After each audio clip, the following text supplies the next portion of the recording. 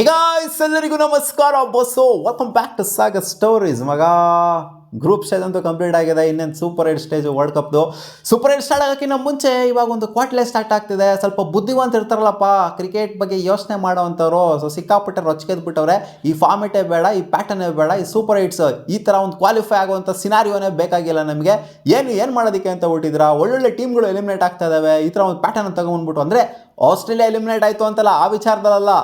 ಇವಾಗ ಏನು ಕ್ವಾಲಿಫೈ ಆಗಿದ್ದಾರೆ ಸೂಪರ್ 8 ಟೀಮ್ಗಳು ಈ ಥರ ಪ್ಯಾಟರ್ನ ಮೇಂಟೈನ್ ಮಾಡ್ತು ಅಂದರೆ ಒಳ್ಳೆ ಟೀಮ್ ಎಲಿಮಿನೇಟ್ ಆಗೋಗ್ಬಿಡ್ತವೆ. ನೀವು ಮೇಂಟೈನ್ ಮಾಡ್ತಿಲ್ಲ, ಬ್ಯಾಲೆನ್ಸ್ ಇಲ್ಲ, ಇದರಲ್ಲಿ ಇಂಬ್ಯಾಲೆನ್ಸ್ ಕ್ರಿಯೇಟ್ ಆಗಿದೆ. ಏನು ಮಾಡೋದಕ್ಕೆ ಕೊಟ್ಟಿದ್ದೀರಾ ನೀವು ಅಂತ ICC ಇವಾಗ ಕ್ವಶನ್ ಮಾಡ್ತಾ ಇದ್ದಾರೆ. ಏನು ಅಂತ ಅಂದರೆ ಇವಾಗ ಎಷ್ಟೋ ಜನಕ್ಕೆ ಗೊತ್ತೇ ಇರೋದಿಲ್ಲ.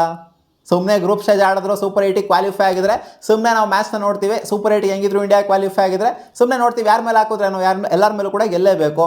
ವರ್ಲ್ಡ್ ಚಾಂಪಿಯನ್ ಆಗಬೇಕು ಅಂದರೆ ಎಲ್ಲರ ಮೇಲೂ ಕೂಡ ಗೆಲ್ಲೇಬೇಕು. ಯಾರ ಮೇಲೆ ಹಾಕಿದ್ರೇನು, ಯಾರ ಮೇಲೆ ಬಿಟ್ಟರೆ ಏನು ಅಲ್ವಾ ಅಂತಲೇ ಯೋಚನೆ ಮಾಡೋದು.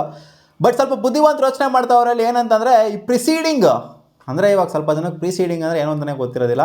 ಇವಾಗ ಪ್ರೀಸೀಡಿಂಗ್ ಮ್ಯಾನರಲ್ಲಿ ಆ ಒಂದು ಪ್ಯಾಟರ್ನಲ್ಲಿ ಇವಾಗ ಕ್ವಾಲಿಫಿಕೇಷನ್ ಆಗಿರುವಂಥದ್ದು. ಸೂಪರ್ 8 2 ಗ್ರೂಪ್ ಮಾಡಿದಾರಲ್ವ, ಗ್ರೂಪ್ 1 ಮತ್ತು ಗ್ರೂಪ್ 2 ಆಗಿ. ಸೊ ಈ ಗ್ರೂಪ್ 1 ಇರುವಂಥವ್ರು ನೀವು ಗಮನಿಸ್ತು ಅಂದರೆ, ಕ್ಲೋಸಾಗಿ ಗಮನಿಸ್ತು ಅಂತಂದರೆ ಎಲ್ಲಾನು ಕೂಡ ಟೇಬಲ್ ಟಾಪರ್ಸ್ ಇಲ್ಲಿ. ಗ್ರೂಪ್ 1 ಇಂದ ಇಂಡಿಯಾ ಟೇಬಲ್ ಟಾಪರ್ಸ್ ಆದ್ರೆ ಹಂಗೋ ಹಿಂಗೋ ಹೆಂಗೆಂಗೋ ಬಂದ್ಬಿಟ್ರು. ಜಿಂಬಾಬ್ವೆ ಅವರು ಟೇಬಲ್ ಟಾಪರ್ ಆಗ್ಬಿಟ್ರು. ಅದರಲ್ಲೂ ಕೂಡ ನೋಡಿ ಗ್ರೂಪ್ 2 ಅಲ್ಲಿ ಟೇಬಲ್ ಟಾಪರ್ ಆಗ್ತಾರೆ ಅಂತ ಯಾರು ಕೂಡ ಅನ್ಕೊಂಡಿಲ್ಲ. ಜಿಂಬಾಬ್ವೆನ ಹಂಗೆ ಟೇಬಲ್ ಟಾಪರ್ ಆಗೋಗ್ಬಿಟ್ರು. ಒಂದು ಮ್ಯಾಚ್ನ ನಿಂತೋದ್ರು ಕೂಡ. ಆ್ಯಂಡ್ 3ನೇ ಗ್ರೂಪಲ್ಲಿ ವೆಸ್ಟ್ ಇಂಡೀಸ್ ಅವ್ರು ಟೇಬಲ್ ಟಾಪರ್ ಆಯಿತು ಅಂದರೆ 4ನೇ ಗ್ರೂಪಲ್ಲಿ ಸೌತ್ ಆಫ್ರಿಕಾದ ಟೇಬಲ್ ಟಾಪರ್ ಆಗಿರೋದು. ಸೊ 4 ಗ್ರೂಪಲ್ಲೂ ಕೂಡ ಟೇಬಲ್ ಟಾಪರ್ಸ್ನ ನೀವು ಒಂದೇ ಗ್ರೂಪಲ್ಲಿ ಇಟ್ಬಿಡ್ತು ಅಂದರೆ 2 ಟೀಮು ಇಲ್ಲಿ ಎಕ್ಸಿಟ್ ಆಗೋಗ್ಬಿಡುತ್ತೆ. ಗ್ರೂಪ್ ಸ್ಟೇಜಲ್ಲಿ ಟೇಬಲ್ ಟಾಪರ್ಸ್ ಆಗಿರೋಂಥ 4 ಟೀಮು ಒಂದೇ ತಂಡದಲ್ಲಿ ಒಂದೇ ಗ್ರೂಪಲ್ಲಿ ಇಟ್ಬಿಟ್ಟು ನೀವು ಅಲ್ಲಿ 2 ಟೀಮ್ನ ಎಕ್ಸಿಟ್ ಕೊಡಿಸ್ತೀರಾ ಅಂತಂದರೆ ಇಲ್ಲಿ ರನ್ನರ್ ಅಪ್ಸ್ ಆಗಿರೋರು ಅವ್ರು ಯಾವ ಥರ ಎಲಿಜಿಬಲ್ ಆಗ್ತಾರೆ ನಿಮಗೆ ಅಂದರೆ ಎಲಿಜಿಬಲ್ ಆಗಿದ್ದಾರೆ. ಇವಾಗ ಈ ಒಂದು ಪ್ಯಾಟರ್ನ್ ತಗೊಂತು ಅಂದರೆ ಎಲಿಜಿಬಲ್ ಆಗಿದ್ದಾರೆ. ಈ ಪ್ರಿಸೀಡಿಂಗ್ನ ನಾನು ಎಕ್ಸ್ಪ್ಲೈನ್ ಮಾಡ್ಬಿಡ್ತೀನಿ ನಿಮಗೆ. ಫಸ್ಟೇ ನಿರ್ಧಾರ ಆಗಿರುತ್ತೆ.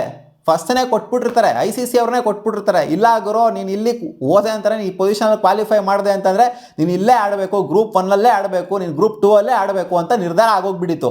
ಅಂದರೆ ಎಕ್ಸ್ಪೆಕ್ಟೇಷನ್ ಏನಿತ್ತು ಅಂದರೆ ಇವ್ರು ಪಕ್ಕ ಕ್ವಾಲಿಫೈ ಆಗ್ತಾರೆ ಅನ್ನೋ ಎಕ್ಸ್ಪೆಕ್ಟೇಷನ್ ಇತ್ತು. ಗ್ರೂಪ್ 1 ಇಂದ ಇಂಡಿಯಾ ಕ್ವಾಲಿಫೈ ಆಗ್ತಾರೆ ಅಂತ, ಗ್ರೂಪ್ 2 ಇಂದ ಆಸ್ಟ್ರೇಲಿಯಾ ಕ್ವಾಲಿಫೈ ಆಗ್ತಾರೆ ಅಂತ, ಗ್ರೂಪ್ 3 ಇಂದ ವೆಸ್ಟ್ ಇಂಡೀಸ್ ಆಗ್ತಾರೆ ಅಂತ, ಆ್ಯಂಡ್ ಗ್ರೂಪ್ 4 ಇಂದ ಸೌತ್ ಆಫ್ರಿಕಾ ಕ್ವಾಲಿಫೈ ಆಗ್ತಾರೆ ಅಂತ. ನೀವು ಇಲ್ಲೇ ಆಡಬೇಕು ಅನ್ನೋ ಹತ್ರ ಇತ್ತು. ವೆಸ್ಟ್ ಇಂಡೀಸ್ ಕ್ವಾಲಿಫೈ ಆಯಿತು ಅಂದರೆ ಇಲ್ಲೇ ಆಡಬೇಕು, ಸೌತ್ ಆಫ್ರಿಕಾ ಕ್ವಾಲಿಫೈ ಆಯಿತು ಅಂದರೆ ಇಲ್ಲೇ ಆಡಬೇಕು, ಗ್ರೂಪ್ 1 ಆಡಬೇಕು. ಆ್ಯಂಡ್ ಆಸ್ಟ್ರೇಲಿಯಾ ಕ್ವಾಲಿಫೈ ಆಯಿತು ಅಂತಂದರೆ ಗ್ರೂಪ್ 1 ಆಡಬೇಕು ಅಂತ preceding ಆಗೋಗ್ಬಿಟ್ಟಿತ್ತು. X1 X2 X3 and X4 ಅಂತ. ಸಿಮಿಲರ್ಲಿ ಇಂಗ್ಲೆಂಡ್ ಅವ್ರಿಗೆ, ನ್ಯೂಜಿಲೆಂಡ್ ಅವ್ರಿಗೆ, ಆಮೇಲೆ ಪಾಕಿಸ್ತಾನದವ್ರಿಗೆ, ಜೊತೆಗೆ ಶ್ರೀಲಂಕಾದವ್ರಿಗೆ Y1 Y2 Y3 and Y4 ಆಗಿ ಡಿಕ್ಲೇರ್ ಆಗಿತ್ತು. ಸೊ ಅವರು ಅವರ ರೆಸ್ಪೆಕ್ಟಿವ್ ಸ್ಥಾನನ ಅವರು ಅಲಂಕರಿಸಿದ್ದಾರೆ. ಇಲ್ಲಿ ಯಾವುದೇ ವೇರಿಯೇಷನ್ ಆಗಿಲ್ಲ. ಆಸ್ಟ್ರೇಲಿಯಾ ಒಂದು ತಂಡ ಮಿಸ್ಔಟ್ ಆಗಿದೆ, ಅದು ಬಿಡ್ತು ಅಂತಂದರೆ ಇಲ್ಲಿ ಯಾವುದೇ ರೀತಿಯ ವೇರಿಯೇಷನ್ ಅದು ಇದು ಎಲ್ಲ ಆಗಿಲ್ಲ. ಮುಂಚೆನೇ ಇದು ಕ್ಲಿಯರ್ ಕಟ್ಟಾಗಿ ಕ್ಲಾರಿಟಿ ಇತ್ತು. ಈ ನೇಷನ್ ಏನಾದ್ರು ಬಂತು ಅಂದರೆ ಕ್ವಾಲಿಫೈ ಆಯಿತು ಅಂತ ಅಂದರೆ ಟಾಪ್ 12 ಬಂತು ಅಂತಂದರೆ ಇಲ್ಲಿ 1 ಫಿನಿಶ್ ಮಾಡ್ತಾರೆ, 2 ಫಿನಿಶ್ ಮಾಡ್ತಾರೆ ಅನ್ನೋದು ಮ್ಯಾಟ್ರ್ ಅಲ್ಲ. ಗ್ರೂಪ್ ಸ್ಟೇಜಲ್ಲಿ ಅಂದರೆ ಪ್ರಿಸೀಡಿಂಗ್ ಪ್ರಕಾರ ನೋಡ್ತು ಅಂದರೆ ಒಟ್ಟಲ್ಲಿ ಟಾಪ್ 12 ಫಿನಿಶ್ ಮಾಡಬೇಕಷ್ಟೇ. ಮೇಲ್ ಫಿನಿಶ್ ಮಾಡ್ತಾರೋ ಕೆಳಗೆ ಫಿನಿಶ್ ಮಾಡ್ತಾರೋ ಈ ರೆಸ್ಪೆಕ್ಟಿವ್ ಕಂಟ್ರಿಗಳಲ್ಲೇ ಆಡಬೇಕು. ಶ್ರೀಲಂಕಾದಲ್ಲೇ ಆಡಬೇಕು ನೀವು. ಅಂದರೆ ನೋಡಿ ಇವಾಗ ಗ್ರೂಪ್ 2 ಅವರೆಲ್ಲ ಶ್ರೀಲಂಕಾದಲ್ಲೇ ಆಡ್ತಿದ್ದಾರೆ, ಗ್ರೂಪ್ A ಅವರೆಲ್ಲ ಇಂಡಿಯಾದಲ್ಲಿ ಆಡ್ತಾ ಇದ್ದಾರೆ. ಸೊ ಇದು ಮುಂಚೆನೇ ಇದು ಪ್ರೀಸೀಡ್ ಆಗೋಗ್ಬಿಟ್ಟಿತ್ತು, ಮುಂಚೆನೇ ನಿರ್ಧಾರ ಆಗೋಗ್ಬಿಟ್ಟಿತ್ತು. ಬಟ್ ಇವಾಗೆಲ್ಲ ಕೇಳ್ತಾ ಇರೋದೇನು ಅಂತಂದರೆ ಮುಂಚೆನೇ ಹೆಂಗೆ ನಿರ್ಧಾರ ಮಾಡ್ಬಿಡ್ತೀರಾ ನೀವು? ಗ್ರೂಪ್ ಸ್ಟೇಜಲ್ಲಿ ಚೆನ್ನಾಗಿ ಆಡಿರುವಂಥದ್ದು ಇಂಡಿಯಾ, ಜಿಂಬಾಬ್ವೆ, ಸೌತ್ ಆಫ್ರಿಕಾ, ಜೊತೆಗೆ ಇನ್ನೊಂದು ಯಾವುದಪ್ಪ ವೆಸ್ಟ್ ಇಂಡೀಸು.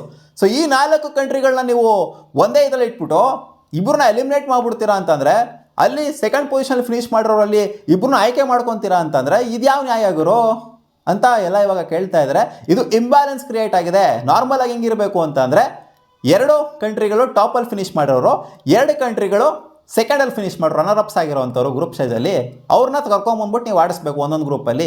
ಇದನ್ನ ಡಿವೈಡ್ ಮಾಡಬೇಕು ನೀವು.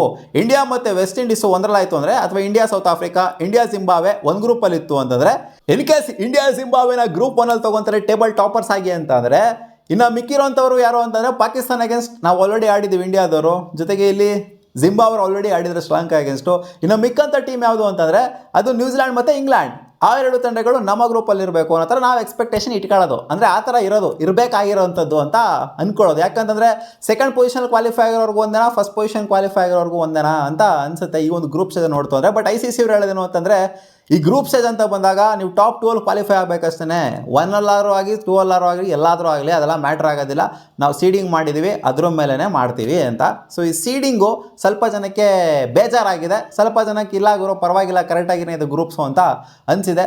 ನಿಮ್ಮ ಅನಿಸಿಕೆ ಪ್ರಕಾರ ಏನಪ್ಪ, ಈ ಪ್ರೀ ಸೀಡಿಂಗ್ ಮಾಡಬೇಕಾ? ಹಿಂದೆನೂ ಕೂಡ ಇದೇ ಒಂದು ರೂಲೇ ಇದ್ದಿದ್ದು. 2024 ವರ್ಲ್ಡ್ ಕಪ್ ಏನು ಆಡಿದ್ವಿ, ಇಂಡಿಯಾ ಗೆಲ್ತಲ್ಲ, ಅಲ್ಲೂ ಕೂಡ ಪ್ರೀಸೀಡಿಂಗ್ ಮೇಲೇ ಕನ್ಸಿಡರ್ ಆಗಿದ್ದು, ಮುಂಚೆನೇ ಸೀಡ್ ಆಗಿತ್ತು. ಸೊ ಇವಾಗಲೂ ಕೂಡ ಅದೇ ಪ್ಯಾಟರ್ನೇ ಕನ್ಸಿಡರ್ ಆಗ್ತಾ ಇದೆ. ನಿಮ್ಮ ಅಭಿಪ್ರಾಯ ಏನು? ಒಂದು ಗ್ರೂಪಲ್ಲಿ ಟೇಬಲ್ ಟಾಪರ್ಸ್ ಎಲ್ಲ ಇರೋದು, ಹೋದ್ಸಲ ಈ ಥರ ಇಂಬ್ಯಾಲೆನ್ಸ್ ಆಗಿರಲಿಲ್ಲ, ಈ ಸಲಿನೇ ಇಂಬ್ಯಾಲೆನ್ಸ್ ಆಗ್ತಿರೋದು. ಹೋದ್ಸಲಿ ಅನ್ಇವನ್ ಆಗಿತ್ತು, ಅಂದರೆ ಮಿಕ್ಸ್ಡ್ ಆಗಿತ್ತು. ಸೆಕೆಂಡ್ ಬಂದಿರೋರು ಕೂಡ ಆ ಕಡೆ ಇದ್ರು, ಸೆಕೆಂಡ್ ಬಂದಿರೋರು ಈ ಕಡೆನೂ ಕೂಡ ಇದ್ರು. ಬಟ್ ಈ ಸಲ ಸೆಕೆಂಡ್ ಬಂದಿರೋರು ಮಾತ್ರ ಒಂದು ಗ್ರೂಪಲ್ಲಿ ಬಿದ್ದಿದ್ದಾರೆ, ಫಸ್ಟ್ ಬಂದಿರೋರು ಮಾತ್ರ ಒಂದು ಗ್ರೂಪಲ್ಲಿ ಬಿದ್ದಿದ್ದಾರೆ. ಇದು ಕೋಇನ್ಸಿಡೆನ್ಸ್ ಅಂತ ಅನಿಸುತ್ತೆ.